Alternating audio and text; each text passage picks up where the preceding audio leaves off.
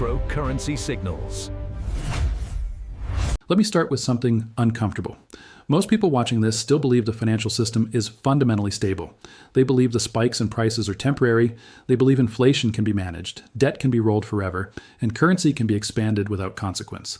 They believe markets are volatile, but ultimately rational. But history does not reward belief. It rewards arithmetic. And the arithmetic is no longer subtle. When silver moves toward $550, it will not be because of excitement, it will not be because of hype, it will not be because of social media speculation or short squeezes or retail enthusiasm. It will move because something underneath the global monetary structure has cracked. You see, prices don't rise in isolation. Assets don't randomly wake up and decide to multiply in value. What actually happens is far more uncomfortable. The unit used to measure value begins to shrink. When currency is created faster than productivity, faster than goods, faster than real economic expansion, its purchasing power erodes, slowly at first, quietly, almost politely, then suddenly. For years, debt has been treated like a neutral tool. Borrow more, roll it forward, issue new currency to support it. Call it stimulus, call it liquidity, call it support. But debt is not neutral. It is a claim on the future, and when too many claims are issued against a future that cannot mathematically satisfy them, something must adjust. Either the debt contracts or the currency weakens. Before we go any further, if this breakdown is resonating the way it should, make sure you're subscribed and that notifications are turned on. In environments like this, timing matters. Being early isn't a luxury, it's the edge. Drop a comment below and tell me where you're watching from and what time it is on your side of the world. This conversation isn't confined to one country or one market. It's global. And seeing how far this reaches says more than any headline ever will. Now understand what just happened. History shows which path is usually chosen. The world is not deleveraging. It is compounding. Governments are not reducing obligations. They are normalizing larger ones. Monetary expansion is no longer an emergency measure. It is embedded in the operating framework. And the longer this continues, the more pressure builds in places most people are not looking. Silver sits in a unique position within the structure. It is both monetary and industrial. That combination is rare. It has served as money for thousands of years, not because someone declared it so, but because it met the requirements of scarcity, divisibility, durability, and trust. Long before digital ledgers and clearinghouses, it functioned as a unit of account. At the same time, it is consumed. It is embedded in technology, energy systems, electronics, manufacturing. It is not simply stored and admired, it is used. That dual demand creates tension. Monetary stress increases demand for preservation. Industrial expansion increases demand for consumption. Supply, however, does not respond instantly. Mining projects take years to develop. Refining capacity is limited. Above-ground inventories are not infinite. And unlike paper instruments, physical metal cannot be created with a keystroke. Now add a third layer, the modern market structure. Most participants do not own physical silver. They own exposure, futures contracts, exchange-traded instruments, derivative products, unallocated accounts, structured claims. These instruments create liquidity. They create flexibility. They create leverage, a lot of leverage. On paper, the supply appears vast. Contracts can be issued. Positions can be rolled. Exposure can expand. But there is a critical distinction between exposure and possession. When confidence is stable, nobody worries about that difference. Trades clear, markets function. Delivery requests remain a small percentage of total volume. But when confidence weakens, behavior changes. And markets are not driven by opinions, they are driven by behavior. If even a small percentage of participants shift from wanting exposure to wanting delivery, the entire structure tightens. Because the amount of physical silver available relative to the size of the paper market layered on top of it is small. Very small. That imbalance does not resolve smoothly. It resolves through repricing, violent repricing. A move to $550 will not feel gradual. It will not feel logical. It will feel vertical, and many will call it irrational. But there is nothing irrational about a market clearing at a new level when its measuring unit has weakened and its structural leverage has been exposed. The real mistake people make is anchoring. They look at today's price and assume it represents a stable reference point. They treat it as normal. They assume deviations from it must be temporary, but normal is not permanent. If currency purchasing power declines significantly, the number attached to scarce assets must rise. Not because the asset changed, but because the denominator did. This is not speculation, it is translation. A translation between weakening currency and constrained supply. Now here's where it becomes uncomfortable. When major repricing events occur, markets do not simply update the price and move on. They stress the system that facilitated the old price. Volatility increases margin requirements. Clearinghouses tighten terms. Liquidity providers widen spreads. Risk managers cut exposure. The plumbing becomes visible. And when plumbing becomes visible, it means pressure is rising. In calm environments, paper claims behave as if they are equivalent to physical metal.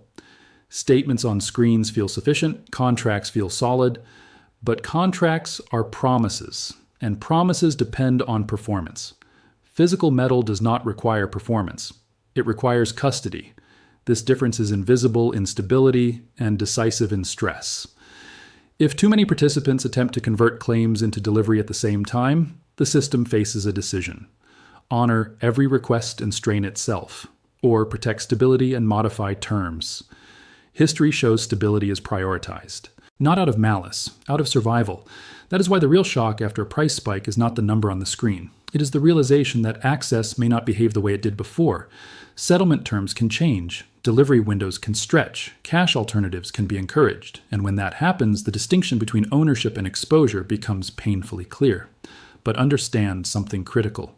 This is not about becoming wealthy from a price explosion. That narrative is seductive and dangerous. When people chase wealth in unstable environments, they increase leverage. They concentrate risk. They assume liquidity will remain. Preservation operates differently. Preservation assumes instability. It reduces dependence on promises. It reduces exposure to single points of failure. It values resilience over speed. Because during monetary transitions, survival is outperformance. Most wealth in the modern world is not physical. It is contractual. Bank balances are claims. Bonds are claims. Many investment products are structured promises dependent on counterparties and systems functioning smoothly. In stable conditions, that works. In transitional conditions, complexity becomes fragility. Silver's potential move to $550 is not a story about excitement. It is a signal that currency confidence is shifting, a signal that leverage is being tested, a signal that trust, the invisible foundation of all monetary systems, is under strain. And trust does not erode in headlines. It erodes quietly, first in purchasing power, then in settlement, then in behavior. By the time the headlines arrive, the adjustment has already begun. There is also a psychological dimension most people ignore. Before a spike, the debate centers around whether something is possible. After a spike, the debate shifts to what else might break. That shift changes behavior far more than price does. Liquidity begins to thin. Participants begin to prioritize certainty over return. Exposure becomes less attractive than possession, and when that behavioral shift spreads, repricing accelerates. You must understand this clearly. Markets do not wait for consensus. They move when behavior changes. And behavior changes fastest when confidence is questioned. A $550 silver price will not represent euphoria. It will represent stress. Stress in currency, stress in leverage, stress in supply. And the higher it moves, the more it will signal that the adjustment is not contained. Because silver is not isolated. It is connected to currency credibility. And when currency credibility weakens, repricing does not stop at one asset. It spreads. Now consider the broader environment. Debt levels globally are not shrinking. They are expanding. Servicing the debt requires either growth or currency expansion. Growth has limits. Currency expansion does not. And when expansion becomes normalized, purchasing power becomes the pressure valve.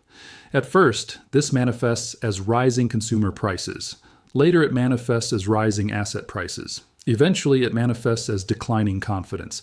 When that confidence crosses a threshold, repricing becomes nonlinear. That is how monetary resets unfold. They do not begin with panic.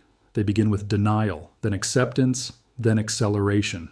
Silver's move, when it comes, will be part of that acceleration phase. And by the time most people feel comfortable acknowledging it, the easy opportunities will already be gone. Because markets reward preparation, not reaction. The real danger is not missing the upside. The real danger is assuming the system will function exactly the way it always has, because history shows it won't. When the measuring stick changes, everything measured by it must adjust. When leverage is exposed, it must contract. When trust erodes, behavior shifts. And when behavior shifts, prices follow. Silver at $550 will not be the end of the story. It will be a marker, a visible marker that something deeper has already changed.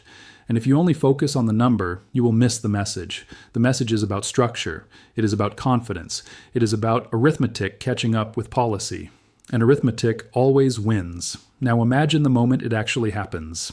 Silver explodes higher, not in a slow, comfortable climb, not in a steady staircase pattern that gives everyone time to adjust. It gaps, it runs, it moves in waves that feel unstable, even to seasoned market participants. The headlines call it historic. Commentators debate whether it's mania or fundamentals. Charts go viral. Screenshots circulate. People who ignored it for years suddenly pretend they always understood it. But beneath the surface, something far more serious is unfolding. Because when an asset tied to monetary history and industrial necessity reprices violently, it doesn't happen in isolation. It transmits pressure through the financial system. The first visible layer is volatility. Volatility isn't just price movement, it's uncertainty about future movement. And when volatility spikes, the entire risk framework of modern markets shifts.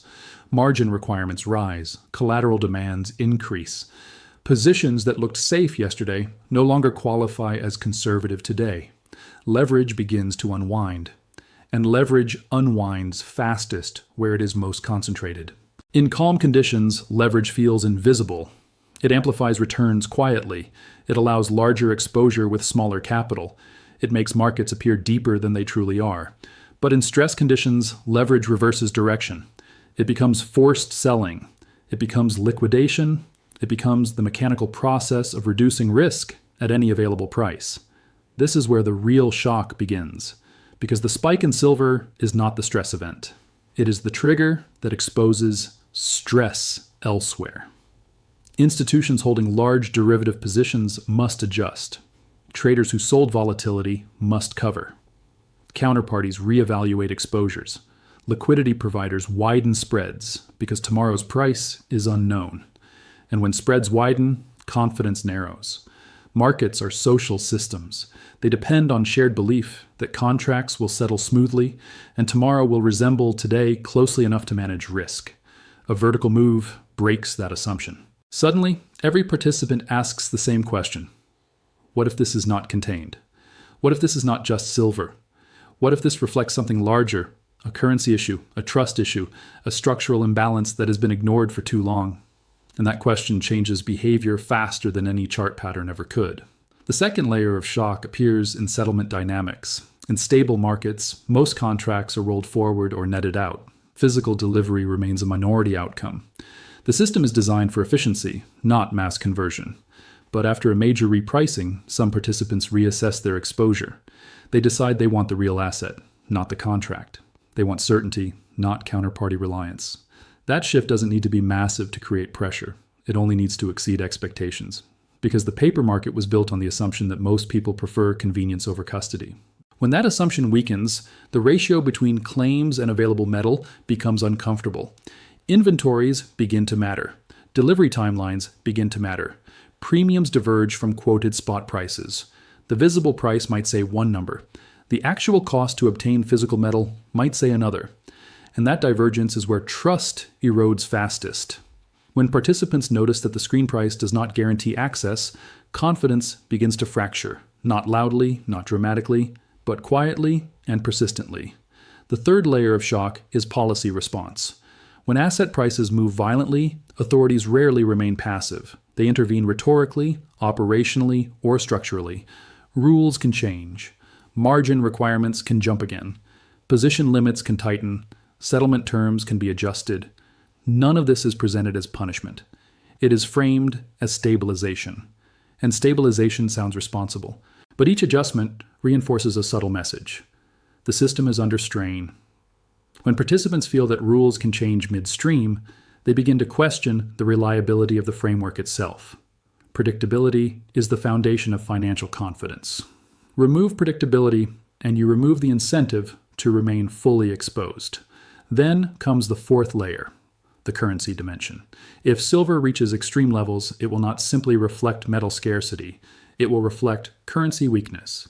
And currency weakness has consequences beyond commodity markets. Import costs rise, bond markets react, interest rates adjust, capital flows shift, international trade balances tighten.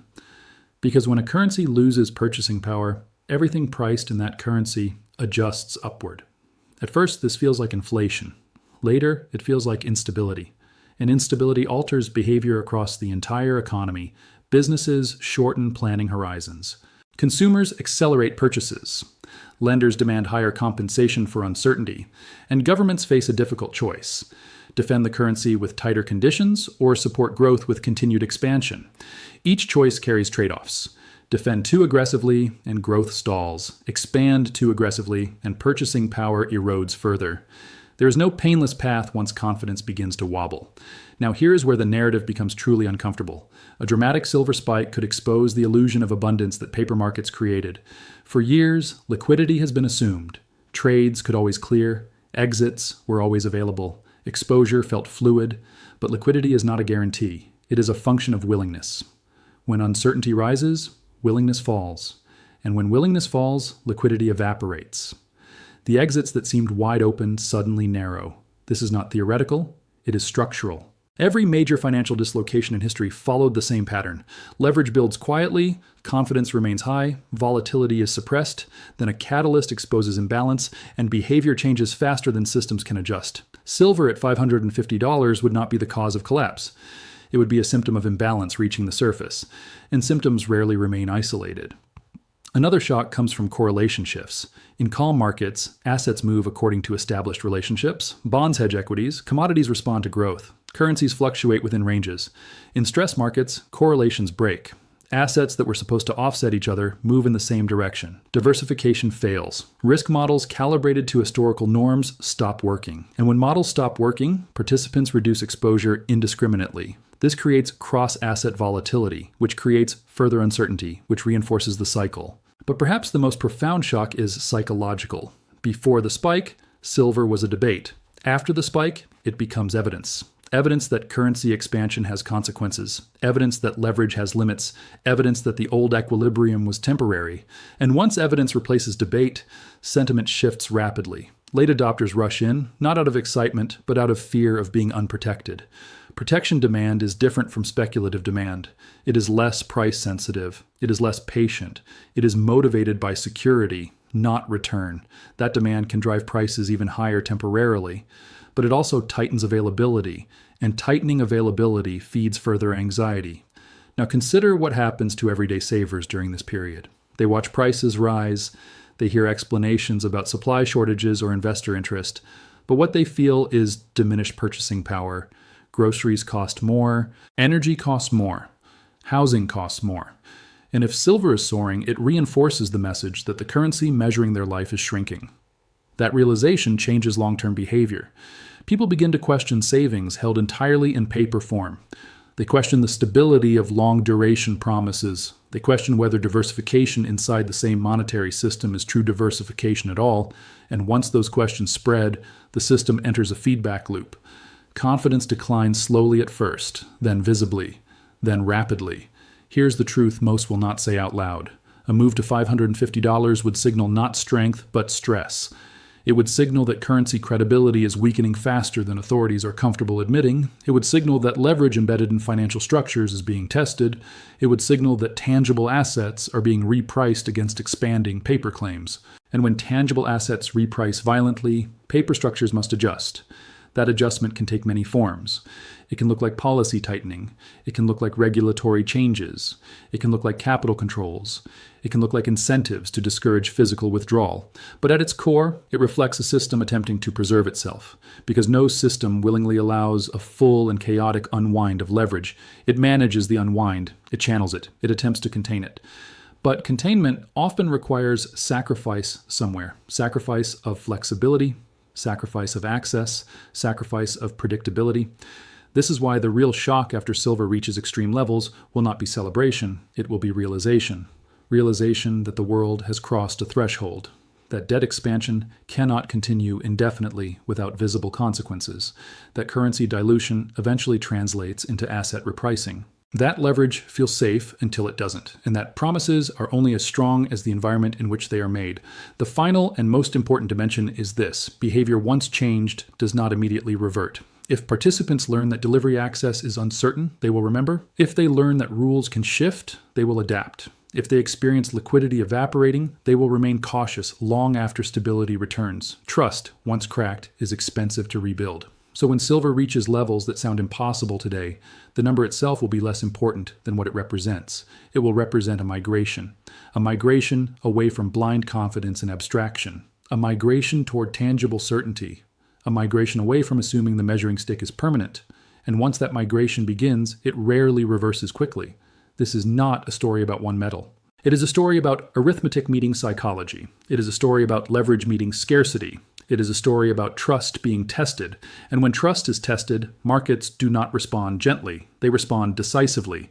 Silver at $550 would be a headline. What follows would be the adjustment, and the adjustment is where the true shock lives. So when silver finally prints numbers that once sounded absurd, don't mistake it for a victory lap or a speculative frenzy reaching its peak.